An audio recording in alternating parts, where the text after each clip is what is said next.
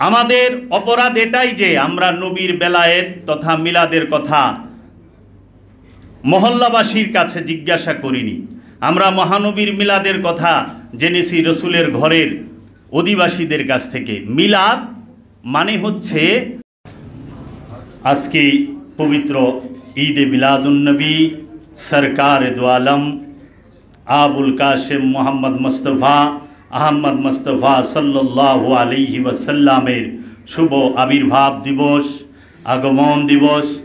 এই দিবসে ফকিরনী দরবার শরীফ থেকে আয়োজিত এই অনুষ্ঠানে আমি অংশ নিতে পেরে আমি আমাকে ধন্য মনে করতেছি। আজকে আমরা অধিকাংশ মানুষই বুঝতে চেষ্টা করি না যে সৃষ্টিকুলের শ্রেষ্ঠ ঈদ দয়াল রসুলের আগমনের ঈদ, ঈদে মিলাদুন্নবী। যেই সরকারে দো আলম না আসলে আমরা যতগুলো ঈদ করি, অনেক ঈদ আছে মুসলমানের, সবাই সাধারণ যারা তারা জানে রোজা ঈদ আর কোরবানির ঈদ, কিন্তু এছাড়াও জুমাবারও কিন্তু গরিবের লেগে ঈদ, জুমার দিন। এখন বছরে কয়টা জুমা হয় হিসাব করেন, এতটি ঈদ, সাথে ওই দুইটা যোগ করেন, অনেক ঈদ আছে। সব ঈদের বেলায় কারো দলিল খোঁজে না কেউ, কোনো প্রশ্ন নাই, কিন্তু ঈদে মিলাদুন্নবীর বেলায় দলিল। দলিল দিয়ে প্রেম হয় না, প্রেম হয় হৃদয় দিয়ে। দলিল দিয়ে প্রেম হয় না, প্রেম হয় হৃদয় দিয়ে। ইমানের সাথে আমলের সম্পর্ক না, ইমানের সাথে আমলের সম্পর্ক না। যদি ইমানের সাথে আমলের সম্পর্ক থাকতো তাহলে সবচেয়ে বড় মুমিন হইতো আজাজিল, সবচেয়ে বড় মুমিন হইতো আজাজিল, কারণ তার আমল কম ছিল না, কিন্তু আকীদা খারাপ ছিল। আকীদার সাথে ইমানের সম্পর্ক, আমলের সাথে ইমানের সম্পর্ক না। আকীদা থাকে হৃদয়ে। যদি ইমানের সম্পর্ক আকীদার সাথে না হইতো তাইলে সূরা মুনাফিকুন নাজিল হইতো না, কারণ মহানবীর উপস্থিত থাকা অবস্থায় ওই মহানবীর সাথেই মুনাফিকরা অবস্থান করতেছিল। কাফের চেনা সহজ, মুনাফিক চেনা অনেক কঠিন। কাফের চেনন যায় সহজে, মুনাফিক চেনন যায় না, কারণ মুনাফিক লেবাসদারি, মুনাফিক লেবাসদারি। আমি কালান্দার বাবা জাহাঙ্গীর বা ইমান আল সুরেশ্বরী ইয়ফি আনহুর বাণী থেকে তার লিখিত বই শরীয়তি সেজদা এবং মারেফতি সেজদা থেকে একটু অংশ বলতে চাই। জীবন দেওয়া যত সহজ, হৃদয় দেওয়া তার চেয়ে কঠিন। আত্মহত্যা করা সহজ, কিন্তু বেঁচে থেকে সব রকম দুঃখ কষ্ট সহ্য করে অগ্রসর হওয়া কঠিন। আত্মহত্যার মাঝে অহংকার থাকে, যে অহংকার ভয়ানকভাবে সত্তাটিকে নাড়িয়ে তোলে এবং ধৈর্যের সব রকম বাঁধনগুলো একটা একটা করে ছিঁড়ে যায়। ইবলিশ দৈহিকভাবে নি, কিন্তু মনোজগতের বিষয়টি নিয়ে আল্লাহর সঙ্গে ঐক্যমত কিছুতেই পোষণ করতে পারল না। এটাই ইবলিশের সবচাইতে বড় বিপর্যয় এবং বেদনাদায়ক ট্র্যাজেডি। পূর্বজন্মের কর্মফলের উপর তকদীরের স্থান নির্ধারণ করে দেওয়া হয়, এটাই আল্লাহর চিরন্তন আইন।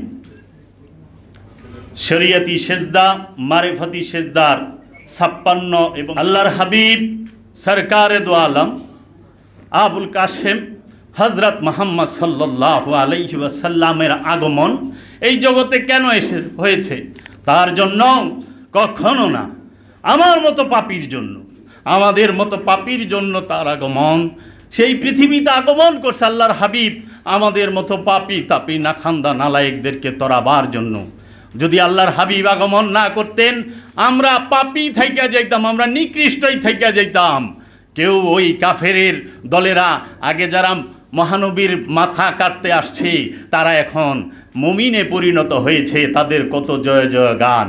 যদি মহানবী না আসতো মুমিন হইতে পারতো? মাথা কাটাই নালাই তো থাকতো, সেরা গুন্ডা থাকতো, থাকতো না? সাহাবী আসতো না। তাই মহানবীর শানে আমার দয়াল মুর্শিদ তার কিতাবুল লিখেছেন আন্তা নূরুন নূরি, তোমার নূরই আমার নূর, ওয়া সিররু সিররি, এবং তোমার রহস্যই আমার রহস্য, ওয়া কানজুল হেদায়াতি, তুমি আমার হেদায়েতের ভান্ডার, ওয়া খাজানুল মারেফাতি, তুমি আমার মারেফতের ভান্ডার। যা আলতু ফাদলাকা মুলকি মিনাল আরশে ইলা মুতাসারা কুল্লুহুম ইয়াতলুবুনা রিজাই, আমি আমার সৃষ্টি থেকে তোমার প্রতি যে অনুগ্রহ নির্দিষ্ট করেছি তা আরশ হতে জীবন দেওয়া যত সহজ, হৃদয় দেওয়া তার চেয়েও বেশি কঠিন।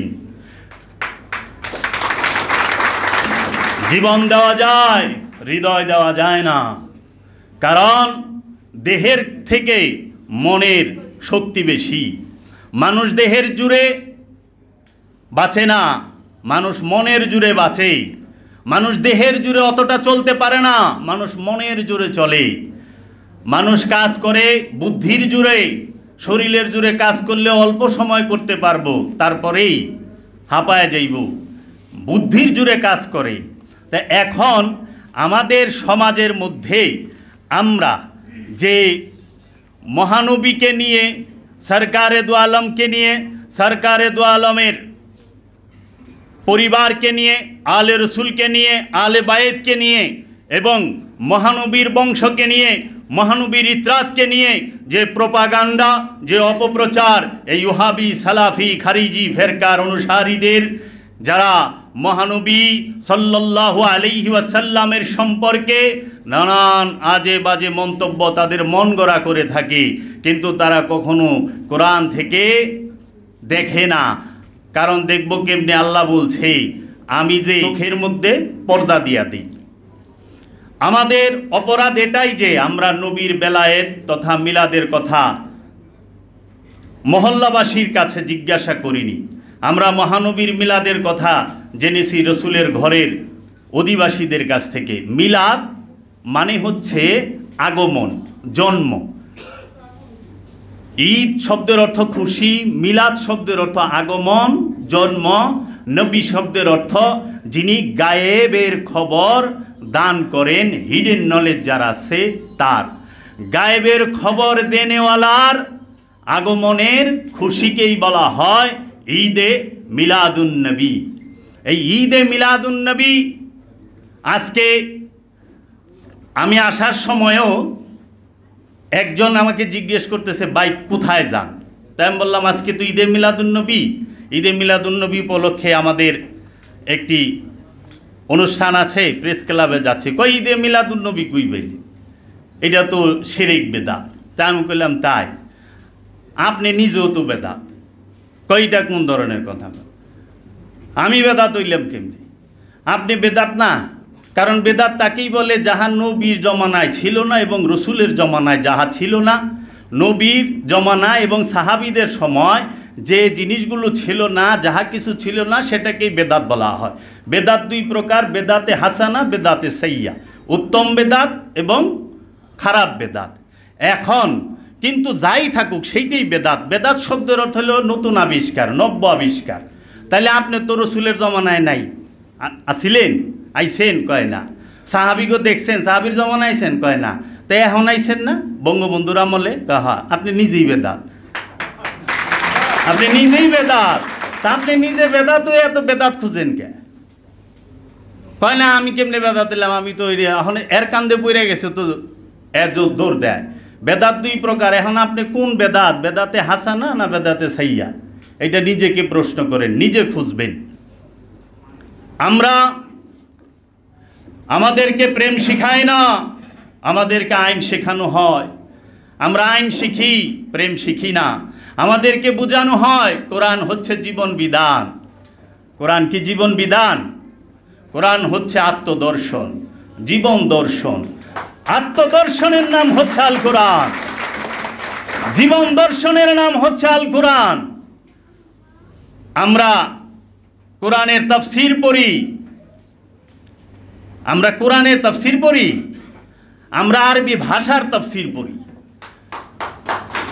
আমরা আরবি ভাষার তাফসীর পড়ি। কারণ আল্লাহ নিজে বলতাছে যে এই কোরআন, আমার এই কোরআনকে তাফসীর করে শেষ করা যাবে না। তুমি সমস্ত পৃথিবীর পানিগুলাকে কালি বানাও, গাছগুলাকে কলম বানাও, তাও শেষ করতে পারবে না। শুধু তাই না, 7 বার কালি 7 বার কলম বানাও, তাও পারবে না। এই কোরআন এত বিজ্ঞানময়, এত বিজ্ঞানময়। সেটা কোন কোরআন? কোরআনের 2টা রূপ, একটা মেজাজি রূপক, একটা হাকিকি। একটা নূরি কোরআন আর একটা কাগজ কালির ছাপানো বাইন্ডিং করা কোরআন। আল্লাহর হাবিব যে দিয়েছেন সেটা নূরি কোরআন, আল্লাহর হাবিব যে দিয়েছেন সেটা জবানি কোরআন। আল্লাহর হাবিবের জবান থেকে কোরআন বের হয়েছে। আমরা আল্লাহর জবান থেকে কোরআন বাইরেইতে শুনি নাই, দেখি নাই। কেউ দেখছে এখানে যে আল্লাহর জবান থেকে কোরআন বের হয়েছে? কোরআন বের হয়েছে আল্লাহর হাবিবের জবান থেকে, আল্লাহর হাবিবের ঠোঁট থেকে। আল্লাহর হাবিব আলামিন সৈয়দুল মুরসালিন। এর জন্য আল্লাহর হাবিব এসে বলেছেন, আমি বলতেছি আজকে রুহুল আমিন এসেছিল হেরা পর্বতে, আমরা তাই বিশ্বাস করেছি। কিন্তু আল্লাহর হাবিবের সামনে যে রুহুল আমিন এসেছিল, দ্বিতীয় আর কে দেখছে জগতে? দ্বিতীয় কেউ ছিল না। তাহলে কোরআন হচ্ছে আল্লাহর রসুলের বাণী। কোরআন নিজেই বলতাছে এই কোরআন হচ্ছে সম্মানিত রসুলের বাণী। এই কোরআনকে নিজের নফসের উপরে তাফসীর করতে হয় বাবা। কোরআনকে কাগজের উপরে তাফসীর করলে জীবনও হেদায়েত পাওয়া যাবে না। কোরআনকে তাফসীর করতে হবে নিজের নফসের উপরে, নিজের প্রাণের উপরে, নিজের জীবনের উপরে। আমরা কি যাহারা হাফেজ হয়েছি, মাওলানা হয়েছি, মুফতি মুহাদ্দিস মুফাসসির হয়েছি, তারা নিজের জীবনে কোরআন তাফসীর করেছি? নিজের নফসের উপরে কোরআন তাফসীর করেছি? না, আমরা সাদা কাগজের উপরে কালো কালি দিয়া লিখতে লিখতে লিখতে লিখতে আমরা কাগজ আর কালির মধ্যে তাফসীর করছি, কাগজের মধ্যে তাফসীর করছি, জীবনে না।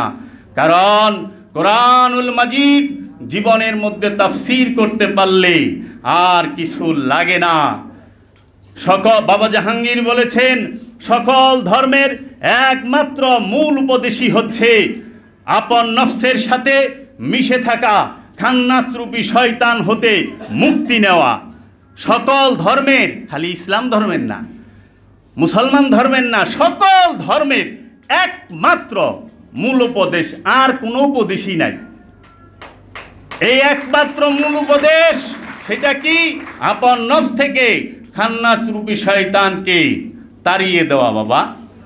এখন আসেন, আমরা যে এই শয়তানকে তাড়াবো, শয়তান থাকে কই আমরা জানি না। নফস কি আমরা জানি না। নফস কাকে বলে আমরা বুঝি না। রূহ কাকে বলে আমরা বুঝি না। বাবা জাহাঙ্গীরের কিতাব পড়েন, আপনারা বুঝতে পারবেন। বাবা জাহাঙ্গীর বলেছেন, সারা পৃথিবীতে সমগ্র সৃষ্টি জগৎ 3 পাকে বাঁধা, 3টা জিনিসের ভিতরে বন্দি, 3টা বিষয়ে। প্রথম নফস, খান্নাস, রূহ। নফস হচ্ছে প্রাণ, খান্নাস হচ্ছে কামনা মায়া, আর রূহ হচ্ছে রব্বুল আলামিনের আদেশ আমর। যদি উলঙ্গ করে বলা হয়, স্বয়ং আল্লাহ রব্বুল আলামিন নিজেই যে বীজ রূপে যেই নফসের কাছে থাকেন, সেই রূপটাকেই বলা হয় রূহ। সমগ্র সৃষ্টি জগৎ এই 3 পাকে বাঁধা, নফস, রূহ, শয়তান রূপী খান্নাস। আল্লাহর আদেশ কি? আপন নফস থেকে খান্নাস রূপী শয়তানকে তাড়াও। কিভাবে তাড়াইবা? আল্লাহ রাব্বুল আলামিন সেই তাড়াবার জন্য যুগে যুগে, কালে কালে, সব সময়, সর্বসময় আল্লাহর নবী পাঠিয়েছেন, আল্লাহ রসুল পাঠিয়েছেন এবং আল্লাহর ওলি পাঠাচ্ছেন। এবং এই সব সময় এই রেসালাত, বেলায়েত চলমান। এখন নফস কি চিনি আমরা? কিভাবে চিনি? আমরা যখন সমাজের মধ্যে বড় বড় মুফতি, মুহাদ্দিস, মুফাসসিরদের আলোচনা শুনি, আমরা যখন অনেক বড় বড়, সবাই না, অধিকাংশ পীরে কামেল আলোচনা শুনি যে ওনারা পীরে কামেল, মুর্শিদে মুকাম্মেল, মুজাদ্দেদে জামান, রুহের লেগা সওয়াব পাঠায়। ওরে বাবা রে বাবা, টিভি চ্যানেলগুলায় বসেন, বড় বড় এক সাঙ্গারি তাগো খালি টাইটেলই, এক সাঙ্গারি টাইটেল তাগো নামের আগে পিছে, কিন্তু তারা টিভি চ্যানেলের মধ্যে বৈশা বলতাছে আজকে অমুকে মারা গেছে, তার রুহের মাগফিরাতের জন্য দোয়া এবং আলোচনা।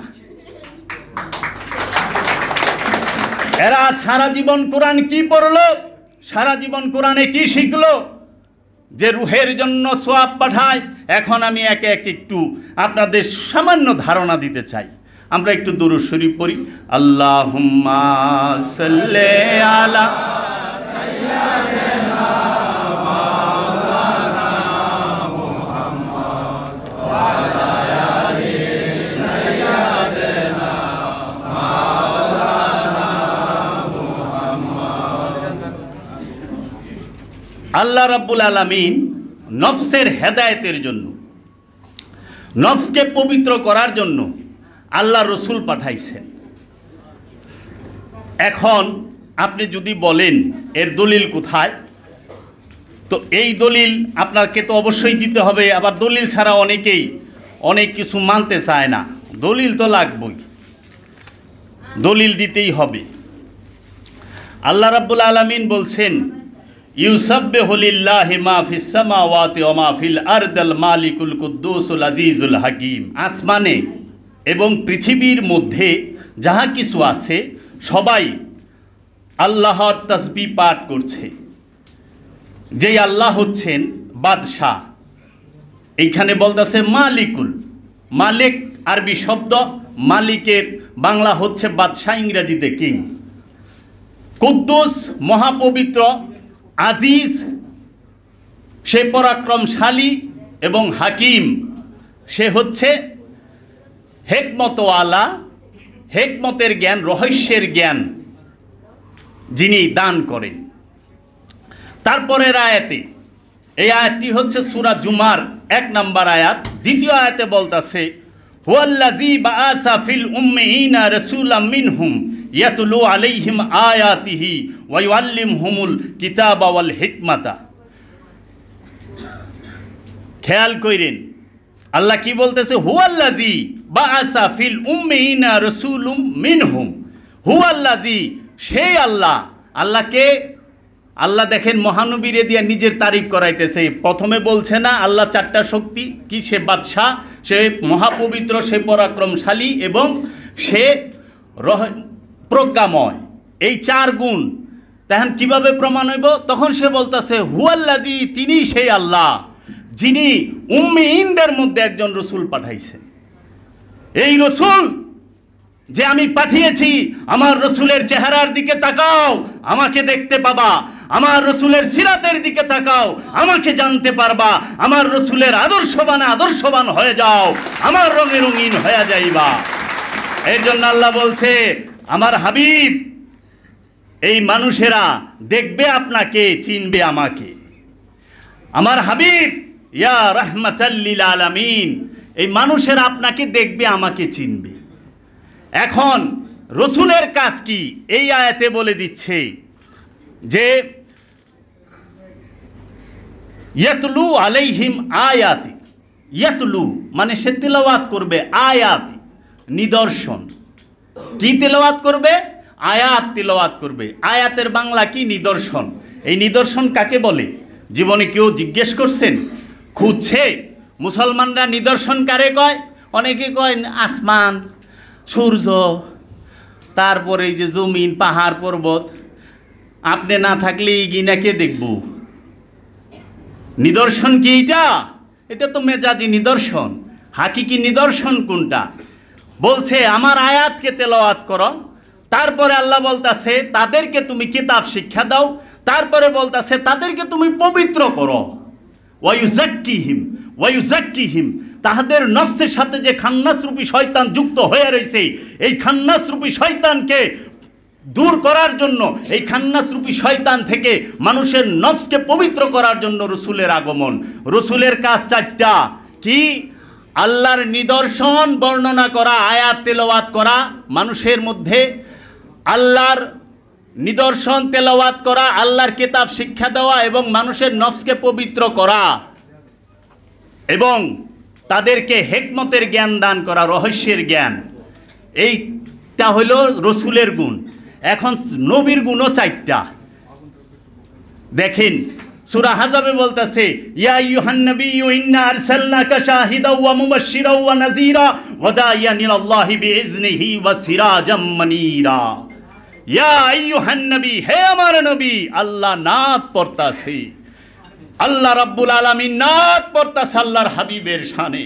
ইয়া আইয়ুহান নবী, ইয়া আইয়ুহার রাসূল, হে আমার নবী, ইন্না আরসালনাকা, নিশ্চয়ই আমরা আপনাকে প্রেরণ করেছি। ইন্নি বলে নাই, নিশ্চয়ই আমি বলে নাই, কারণ কোরআনে 1 বচন, 2 বচন, 3 বচন, বহু বচনও আছে।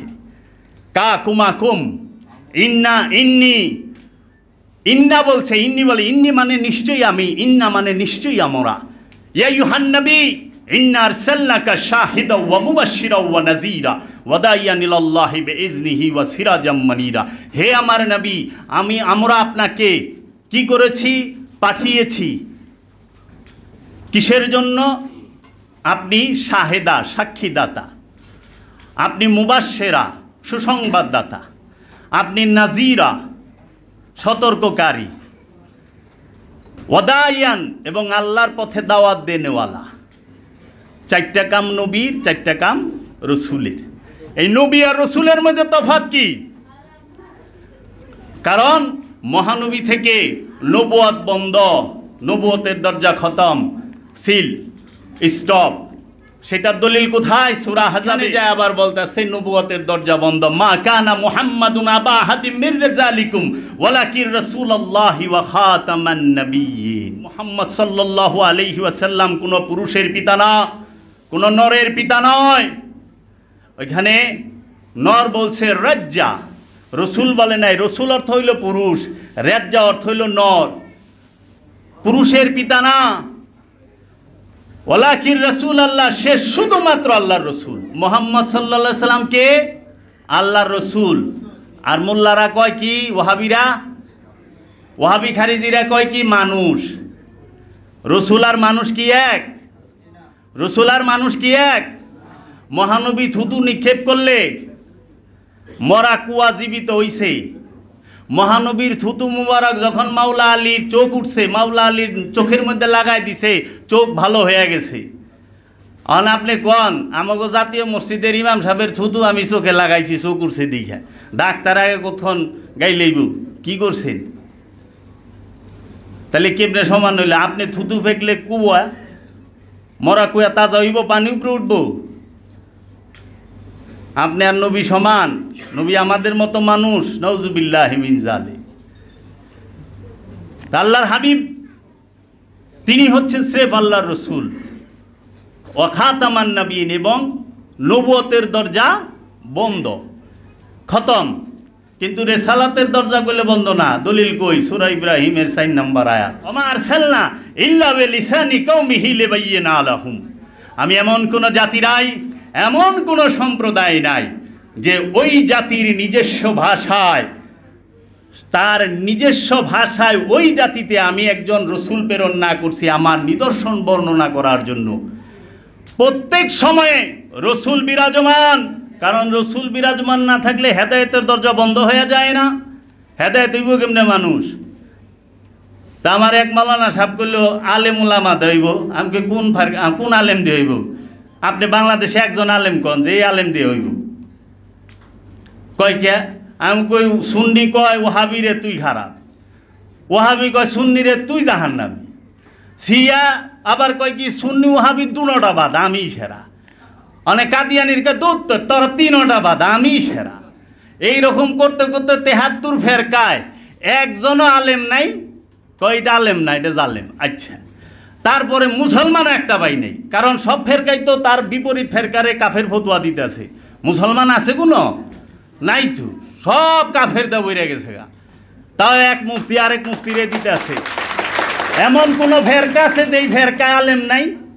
এমন কয়টা ফেরকা আছে যেই ফেরকায় নাই, তাফসীর নাই? 73টা ফেরকা, 73 ফেরকার মধ্যে 73 পদের আলেম আছে, আর 73 জনের কাছেই দলিল আছে। দলিল ছাড়া কোনো আলেম নাই। দলিল ছাড়া থাকে আল্লাহর ওলি, আল্লাহর ওলির কাছে দলিল থাকে না। আল্লাহর ওলির কাছে দলিল থাকে না, কারণ আল্লাহর ওলি নিজেই সত্য, নিজেই দলিল। হ্যার কাছে দলিল করে থাকবো? হ্যাঁ তো দলিল, এই সত্য,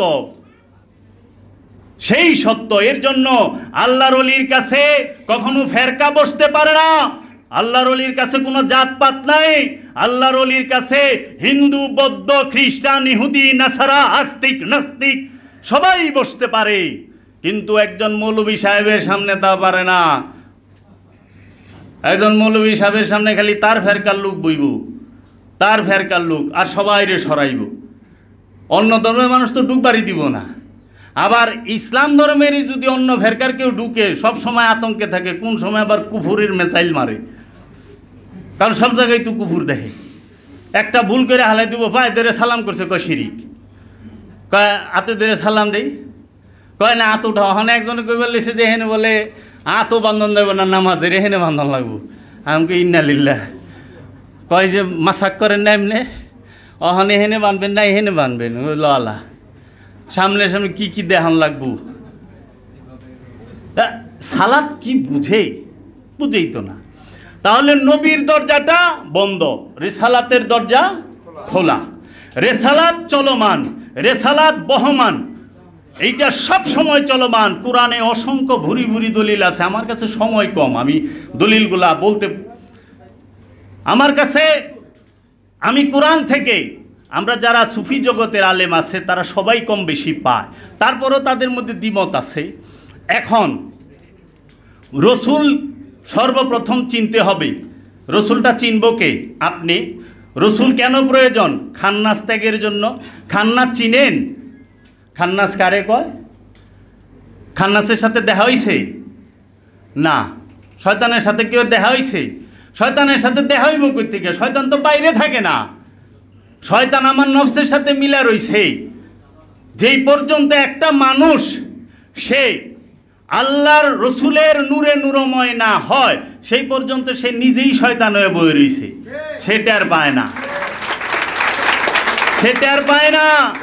এই শয়তানের এক শয়তানের রূপ 5টা: ইবলিশ, শয়তান, খান্নাস, মরদুদ, খবিশ। প্রত্যেকটার দলিল কোরআনে আছে। বাবা জাহাঙ্গীরের বই পড়বে, এই শয়তানের উপরে যে 65টি আয়াত আছে কুরআনুল মাজিদে, এবং 5টা রূপ আছে শয়তানের, এবং 19 প্রকার ধোঁকা আছে শয়তানের।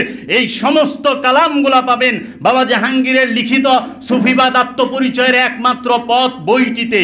এই 4 খণ্ডের বইটি, এই 4 খণ্ডের কিতাবটি সংগ্রহ করে দেখবেন বাবা জাহাঙ্গীর কোরআনকে কিভাবে গবেষণা করেছে, কোরআনকে কিভাবে জগতের বুকে তুলে ধরেছে, কোরআনের তাফসীর কাকে বলে।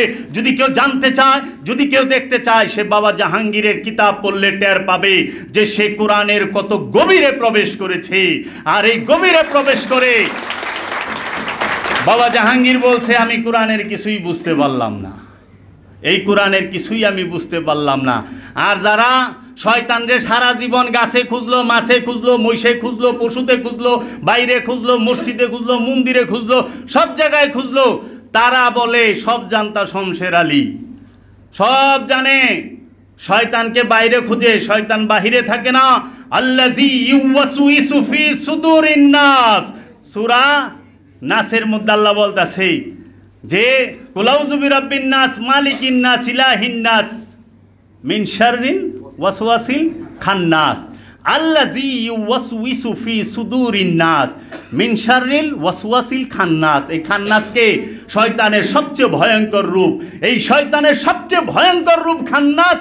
এই খান্নাস রূপে শয়তান প্রতিটা মানুষের মধ্যে বিরাজমান। খান্নাস মুক্ত মানুষ যে, সে আল্লাহর ওলি, সে আল্লাহর ওলি।